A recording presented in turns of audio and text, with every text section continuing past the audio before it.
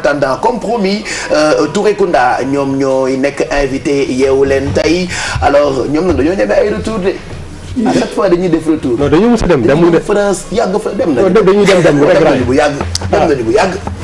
dem nañu bu yàgg. ñun dañuy dem France. non dem France def fa 5 ans 6 ans ñëwaat bon retour Touré Kunda toogaat fi weer pare delluwaat. Sénégal na maat leen ñu defaat retour Touré Kunda alors defaat na retour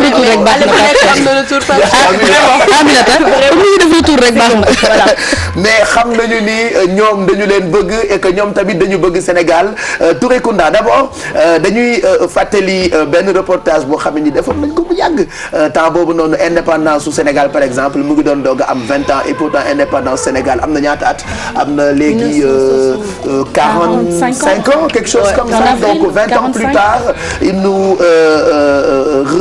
viennent ci yeewu leen bi ñoom bi ñu dalee woy ak léegi yàgg na Cheikhou Ismaïla alors naka ngeen di fàttaliko Touré Kunda ñun ce matin nii lañ leen di fàttaliko regardez.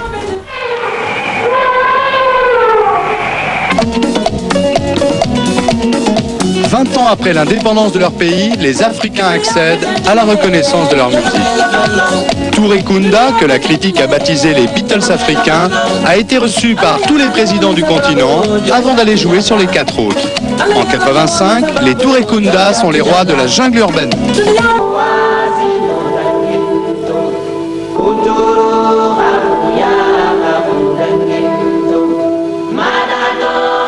Et ça rappelle beaucoup de souvenirs ak waa Touré Kunda ñoom ñoo ñu rejoindre léegi nii ci plateau bi bonjour Ismaïla. bonjour. bonjour Cheikhou. bonjour. souvent duñu leen xàmmee j'allais poser la question aux filles kan moo ci Ismaïla kan moo ci Cheikhou peut-être ñoom xam nañu Touré Kunda mais souvent elles ont des problèmes pour teg kanam ci tur yi mu ngoog Ismaïla ak Cheikhou mais namoon nañ leen ah.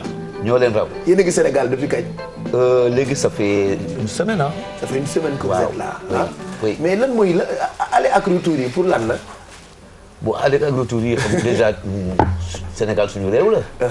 et fu ñu nekk bitim réew ak yëpp suñu xel yi Sénégal. donc xaw nañ fi géej. mais chaque fois dañu ñëw amuñu ak gars yi du ñu oo pour tëgg. mais ñu ngi tëgg partout. et des fois dañu ñëw vacances dañu ñëw Dakar rek dem suñu Casamance natal. waa Nampi. ressourcé wu. il paraît que des fois da ngeen di ñëw laxatu dem te kenn du xam ne ñëw ngeen Sénégal sax quoi mais lu tax loolu alors que yéen ci Sénégal ngeen bokk génération yu bëri dañu màggandoo ak yéen.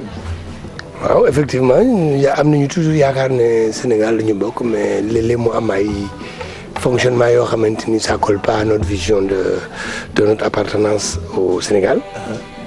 Alors en ce moment on préfère passer incognito comme ça duñu taxal kenn ngeen ñu taxal waaw loolu moo waral loolu. D'accord alors Touré Kunda ñoo nekkandoo ak ñun ils vont rester avec nous on va faire quelques séquences souvenirs dans quelques minutes mais en attendant comme promis Bouba am na d'abord loo ci bëgg a wax ci waa Touré Kunda parce que gis naa la nga toog xool leen di leen xool quoi di apprécier di enjoy ah. waaw mais xam nga comme rek li ma koy waxee bi ñuy nekkee xale.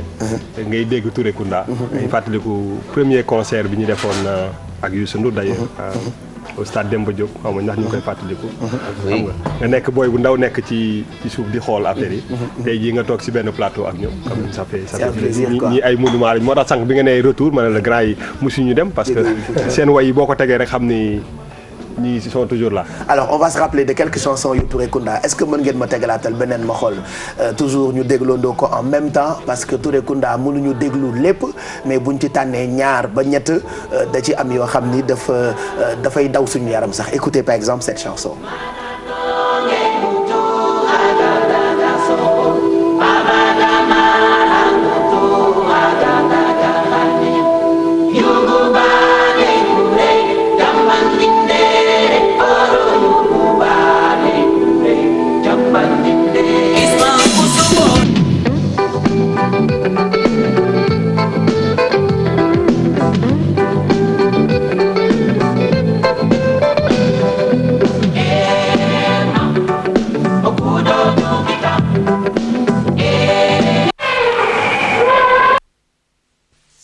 Bon, ça nous fait plusieurs choses à la fois parce qu'en fin de compte, on ne sait pas si on nous regarde ou pas. D'abord. Et deuxièmement, si nous devons être avec un regard, c'est suivi de paroles. Souvent, les paroles, c'est pourquoi on vous voit plus. Pourquoi on vous suit plus sur les plateaux, ainsi de suite.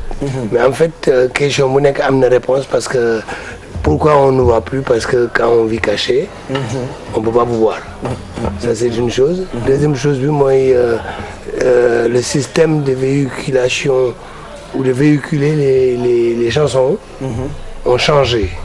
Donc c'est soit par l'internet, par le net, ou soit c'est par je sais plus comment. Alors c'est les plateformes de téléchargement. Parfait. Et donc ça fait que on a l'impression qu'on n'existe pas. Mais la vie d'un musicien se passe souvent sur scène. Et donc c'est lan mooy seen vie actuellement. C'est vrai que ku leen di topp dina xam ne yéen a ngi def ay spectacles un peu partout à travers le monde ba léegi, mais est-ce que da ngeen concentré wu beaucoup plus ci famille bi par rapport ak ni ngeen doon def, parce que daaw leen noppalu benn yoon. waaw toujours rythme boobu la ñu nekk bi léegi, sauf que famille bi moom xam nga moom c'est soo demee soo xëyee di wala nga gontu foofu ngay ñibbisi. donc kooku moom soxlatul nga koy déplacer. di ko déranger. alors ce qui fait que voilà, je ne sais plus, je suis en train de perdre le fil de ta non, question. souvent nous ci studio bi. On travaille beaucoup en studio, comme tu as dit, et puis il y a la famille. Mais on est beaucoup plus en studio. On a fait pas mal de titres, des chansons que xam ne génnagul. Et puis am na album yu bëri ñuy def tamit génnewuñu ko Sénégal. Mais sinon on a travaillé sur au moins 50 titres. Donc kooku amul noppalu quoi. Donc da ngay xëy le matin dugg studio boo sonnee on a notre studio. boo sonnee nga ñibbi yëg sa kër. kon mën nañ xaar album Sénégal fii ak quelque temps, albumu Touré Kunda. Bon léegi je crois que amatul système CD yi ñuy jaay wala cassette yi à l'époque, donc il y a le net quoi. Mais bu soobee na bi on va y veiller. Comme ça Sénégal gën a informé wu quoi. Parce qu'il faut rappeler que loolu tam defoon ngeen ko il y a 2 ou 3 ans ñëwoon ngeen ba génne album boo xamante ni c'était 100% pour Sénégal. Oui. Et vous êtes là actuellement ci programme boo xamante ni dina neex mélomane je pense. Oui, parce que là en ce moment donc on va jouer nu mu tudd fii au CCF. Après même guddi gi vendredi. On est là-bas nu mu tudd au Just for You. Just for You. Et donc on venait avec le Caravan Tour. Avec l'association CREA, qu'on n'a pas donné depuis ça fait une dizaine d'années. Donc xam nañu fu ñuy tëgg nii, mais c'est le début. C'est le début de c'est encore le début. C'est le début. Et j'espère qu'il y aura du monde et puis en tout cas ñu fay nekk daal on va s'éclater. Voilà, et que plusieurs yu bëri ngeen prévoir diggante Just for You, parce que loolu calendrier bi am naa ko nii, calendrier bu Caravane Tour le 23 janvier ak 24 beek yeneen dates yi nga xamante ni tànn ngeen ko, par exemple théâtre de verdure bu centre culturel Léopold Sédar Senghor, yéen a ngi fa vendredi, yéen a ngi fa le 30 janvier, et puis le même jour après spectacle CCF bi di ngeen jouer Just for You le 31 janvier 2015 yéen a ngi nekk Ndar itam ci Institut français bi on est en train de préparer ça, et puis le 31 janvier toujours à 2 heures du matin ngeen dem toujours Ndar fu tudd flamenco. Alors avant d'enchaîner avec des images que nous avons pour faire des commentaires ak nan ngeen ko gisee ak lu ngeen ciy wax, on va enchaîner ak opinion. Alors opinion comme chaque jeudi Bouba lañ ci àndal tey. Bouba lan moo la feeñu? Bon, ça fait plaisir encore une fois. di su may déglu son yi. li may am envie wax rek mooy si suñu musicien wala artiste su tey yi. ñu comprendre que ni musique day am couleur, day am personnalité. ñii ku dégg li ñu def xam ne dans 100 ans. daf fiy des. donc artistes yi dañu war a gën a nekk ay artistes. définition artiste mooy lii mooy nga liggéey dara.